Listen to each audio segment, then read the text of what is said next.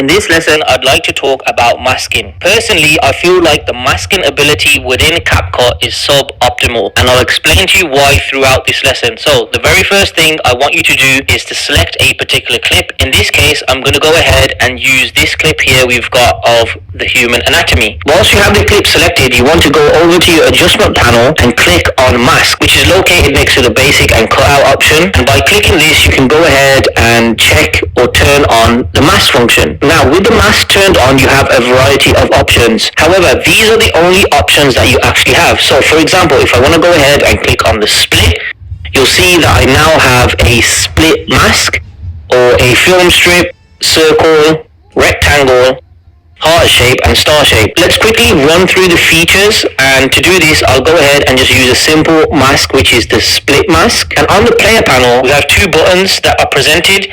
The first you can go ahead and use to rotate what position you want your mask. So in this case I'm going to go ahead and use -90, and the second option acts as a feather. So if I pull this out, you can see that I'm starting to get a feather effect where I can see the background. And then lastly, you can hover your mouse over the white line and you can drag this to position where you want your mask. So in this case, let's move our player head right back to the start of this clip, and I'm going to position the mask towards the right hand side of the clip, and I want the mask to move over to the left hand side. And this is fairly simple to do. We just go ahead and keyframe in the position. Over in the adjustment panel, I can go ahead and click on the add keyframe, and over on the playhead I can scrub to position my playhead where I would like the mask to end. So with the playhead positioned correctly, I'm going to go ahead and move this mask all the way towards the end, so you can no longer see the clip let go, and you'll notice a keyframe has automatically been added.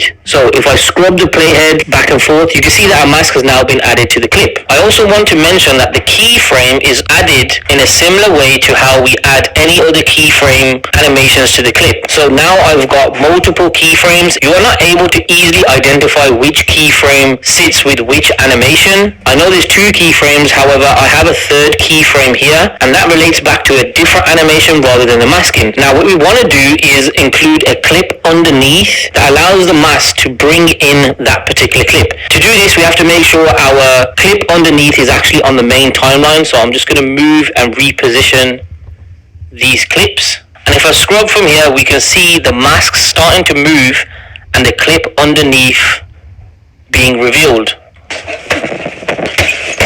which is fine from a basic transition perspective. However, for those of you who are more advanced CC users, perhaps you use DaVinci Resolve, Final Cut Pro, or even Adobe Premiere Pro, you'll know that when using a mask, what you actually want to try and do is position the mask in a particular way. And as an example, I would actually cut my mask so it's around the right hand side of this anatomy clip, and therefore you can get a clean transition rather than this just being a split screen transition. And for me, that is the downfall of masking in CapCut, because the only options I have other than this is to produce a film strip style of masking or a circle, rectangle, heart and star. Nevertheless, there's the lesson on masking in relation to CapCut. Of course, go ahead and apply some creativity, see what you can do. You could perhaps use the auto cut to single out a particular person and then mask the background. But me personally, I don't necessarily see the masking function within CapCut serving any great deal of purpose.